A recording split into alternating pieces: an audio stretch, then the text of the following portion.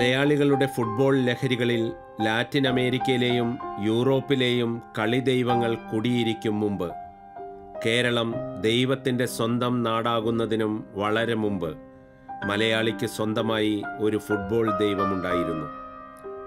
Football മണിയെന്നും captain മണിയെന്നും വിളിച്ച് കേരളീയർ അഭിമാനത്തോടെ ആഘോഷിച്ച താളിക്കാവ് സുബ്രഹ്മണ്യൻ എന്ന TKS മണി.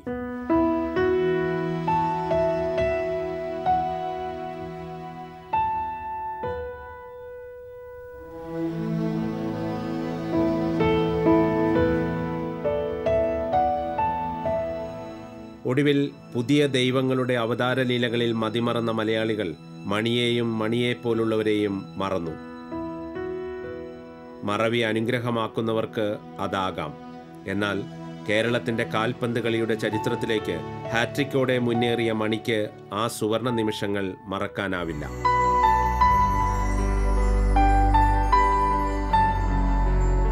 1973 ഡിസംബർ 27 കേരളം ആദ്യമായി സന്തോഷ് ട്രോഫിയിൽ മുത്തമിട്ട നിമിഷം. റെയിൽവേയുടെ 2 ഗോളുകൾക്കെതിരെ മണി ഒന്നിനു പുറകെ ഒന്നായി അടിച്ചുകയറ്റിയ ആ 3 ഗോളുകൾ കേരളം പൊതു അവധി നൽകി ആദരിച്ച വിജയം. കളിക്കളത്തിനകത്തും പുറത്തുമുള്ള തൻ്റെ ജീവിതം മണി ഓർത്തെടുക്കുന്നു. 1973 ഡിസംബർ 27 ഫൈനലിൽ കളിക്കുന്നത്. അന്നത്തെ വിൻ ചെയ്തിട്ട് ഇന്നിപ്പോൾ 40 വർഷം കഴിഞ്ഞിരിക്കുകയാണ്. അന്ന് എല്ലാവരും ഒന്നിനൊന്നും മെച്ചപ്പെട്ട പ്ലേയേഴ്സായിരുന്നു. ഞങ്ങൾ റെയിൽവേ സൈറ്റായിരുന്നു ഞങ്ങൾ ഫൈനൽ കളിച്ചിരുന്നത്. ആദ്യത്തെ കളിയിൽ ഞങ്ങളിതിപ്പോൾ ഈ കിഴക്കേ പോസ്റ്റിൽ ഹാഫ് ടൈമിന് മുന്നിൽ 2 ഗോൾ അടിച്ച് സെക്കൻഡ് ഹാഫിൽ കഴിഞ്ഞ് കളി ഡ്രോണായി നിൽക്കുന്ന സമയത്താണ് 3ാമത്തെ ഗോള് തെക്കേ പോസ്റ്റിൽ അടിക്കുന്നത്. അപ്പോൾ അത് അന്നത്തെ ആ വിജയം മറക്കാൻ പറ്റാത്ത ഒരു വിജയമായിരുന്നു. ഇതുവരെക്കും കേരളത്തിന് ഒരു സ്വപ്നം പോലും കാണാൻ പറ്റാത്ത ഒരു വിജയം അതായിരുന്നു. ആദ്യമായിട്ട് സന്തോഷ് ട്രോഫി വിൻ ചെയ്യുന്നത്, കൂടാതെ ഒരു ക്യാപ്റ്റൻ്റെ 3 ഗോളോട് കൂടിയാണ് ഞങ്ങൾ കളി വിൻ ചെയ്യുന്നത്. അങ്ങനെ ആ കളിക്ക് പല പ്രാധാന്യങ്ങളും എന്നെക്കൊണ്ട് ചെയ്യാൻ പറ്റിയിട്ടുണ്ട്.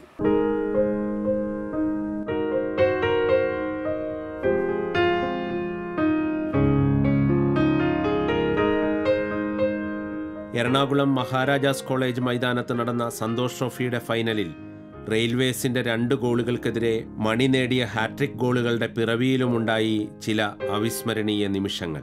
3 ഗോളും ഷൂട്ട് ചെയ്തിട്ടാണ് 3 ഗോളും ഷൂട്ട് ചെയ്തിട്ടാണ്. 2ാമത്തെ ഗോൾ ജാഫറിന് അടിക്കായിരുന്നു. അപ്പോൾ ജാഫറും ഞാനും ഇങ്ങനെ ഒരു പൊസിഷനിൽ തന്നെ നിൽക്കുന്നത്. ജാഫർ അടിക്കും ഞാനടിക്കും പറഞ്ഞ് 2 പേരും അങ്ങനെ നിന്നു. പിന്നെ അവരെ ഡിഫൻഡർമാർ ഓടി വരുന്നത് കണ്ടപ്പോഴേ ഞാൻ ഒരു ഹാഫ് സിസറിനെ പോലെ അടിച്ചിട്ടാണ് ഗോളാക്കിയത്.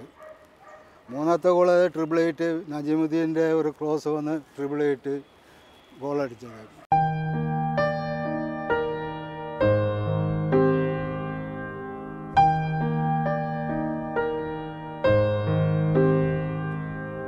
കേരളത്തിൻ്റെ നായകനായിരുന്ന മണി 3 ഗോളുകളോടെ വിജയം പിടിച്ചെടുത്തപ്പോൾ ആ വിജയത്തിൽ ദൈവത്തിൻ്റെ കൈയൊന്നും പ്രവർത്തിച്ചില്ലെങ്കിലും അതിൽ ചില ഈശ്വരാനുഗ്രഹങ്ങൾ ഉണ്ടായിരുന്നുവെന്ന് മണി അന്നും ഇന്നും വിശ്വസിക്കുന്നു. അത് മണിയുടെ ജീവിതവുമായി ബന്ധപ്പെട്ടതായിരുന്നു എന്നതാണ് കൂടുതൽ വിസ്മയകരമാകുന്നത്. ഈ സന്തോഷ് ട്രോഫിക്ക് വലിയൊരു പ്രാധാന്യം ഞാൻ കൽപ്പിക്കുന്നത് 73 എനിക്ക് 33ാമത്തെ വയസ്സ്.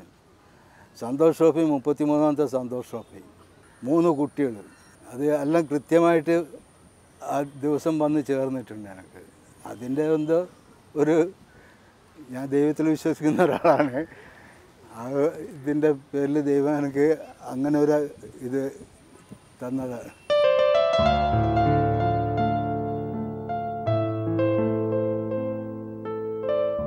വിജയത്തിൻ്റെ മുന്നണിയിൽ 3ൻ്റെ മുന്നൊരുക്കങ്ങൾ വേറെയുമുണ്ടായിരുന്നു. സെലക്ഷൻ എത്തിയത് 33 പേർ, ടീമിലുണ്ടായത് 23 പേർ. ടീമിന് 3 പരിശീലകർ, 3 ഗോളികൾ, അങ്ങനെ 3 മുറതെറ്റാതെ ഒപ്പമുണ്ടായിരുന്നു.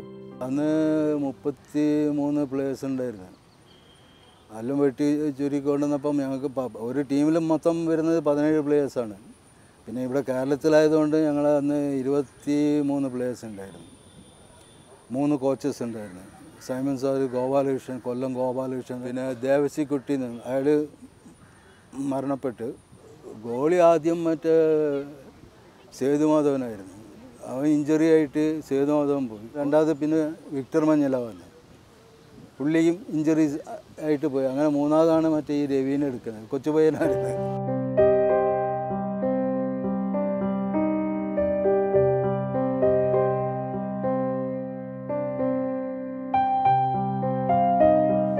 നായക പദവിയിലേക്കുള്ള മണിയുടെ കടന്നുവരവും ഒരു നിയോഗമായിരുന്നു. കളിക്കുക, ഏറ്റവും നന്നായി കളിക്കുക എന്നതിനേക്കാൾ മറ്റൊന്നിനും വിലകൽപ്പിക്കാത്ത മണിയുടെ പ്രതിബദ്ധതയ്ക്കുള്ള അംഗീകാരം കൂടിയായിരുന്നു അത്. സാധാരണ നമ്മൾ ഈ സ്റ്റേറ്റ് ടീമിൽ സീനിയർ പ്ലേയേഴ്സായിട്ടാണ് ക്യാപ്റ്റൻഷിപ്പ് കൊടുത്തുകൊണ്ടിരിക്കുന്നത്. പക്ഷെ അന്ന് വരെ എനിക്ക് ക്യാപ്റ്റൻഷിപ്പ് തന്നതുമില്ല, ഇതില്ല. പിന്നെ ഇവിടെ വന്നപ്പോഴും എനിക്ക് ക്യാപ്റ്റൻഷിപ്പ് കൊടുക്കണമെന്ന്, ജാഫറിന് കൊടുക്കണമെന്നും പറഞ്ഞ്, ജാഫറും മറ്റേ വില്യംസ് എന്നെല്ലാം പ്രീമിയറിൽ കളിക്കുകയാണ്. പ്രീമിയർ ടീം ഫോം ചെയ്ത സമയത്ത് കൊടുക്കണമെന്ന് അങ്ങനെ ഒരു ചെറിയൊരു ഇതുണ്ടായിരുന്നു. അവസാനം എൻ്റെ അടുത്ത് വന്ന് എൻ്റെ ഒരു കൂട്ടുകാരൻ വന്ന് ചോദിച്ച്, മണിയെ എങ്ങനെ ക്യാപ്റ്റൻഷിപ്പ് കിട്ടിയിട്ടില്ലെങ്കിലും മണി കളിക്കുക? ഞാൻ പറഞ്ഞ അങ്ങനത്തെ ഒരു ചിന്തിച്ചിട്ടില്ലല്ലോ, അങ്ങനത്തെ ഒരു ഇതായിട്ട് ഞാൻ ഇതുവരെയും ചിന്തിച്ചിട്ടില്ല. നിങ്ങൾ കളിക്കാൻ ഇറങ്ങിയാൽ, കോച്ച് കളിക്കാൻ ഇറങ്ങിയാൽ ഞാൻ കളിക്കും, പുറത്തിരുന്നോന്ന് പറഞ്ഞാൽ പുറത്തിരിക്കാം, എന്താ അത്രയേ ഉള്ളൂ എൻ്റെ അടുത്ത് നിലപാടെന്ന് പറഞ്ഞു. ഇപ്പം അതുപോലെ തന്നെ പോയി മറ്റേ KFL പറഞ്ഞ്, എന്നാൽ പിന്നെ അവനെ തന്നെ ക്യാപ്റ്റൻഷിപ്പ് കൊടുക്കും, നമ്മൾ അങ്ങനെയാണ് ക്യാപ്റ്റൻ.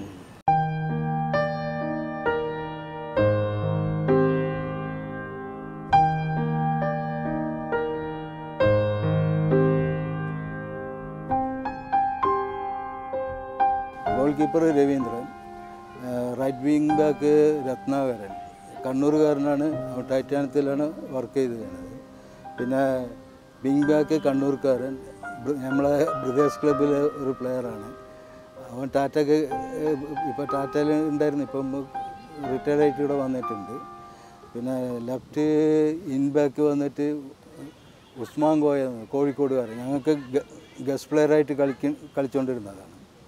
പിന്നെ left wing back CC Jacob, ജാഫറും ഹമീദും ഹാഫിൽ കളിച്ച്. അന്ന് 4 ഫോർവേഡ് 2 ഹാഫ് 4 ഡിഫൻഡറാണ് പൊസിഷൻ. നജീബുദ്ദീൻ, വില്യംസ്, ഞാൻ, നമ്മളെ MR ജോസഫ്, ഇതാണ് അന്നത്തെ ഫുൾ ടീം.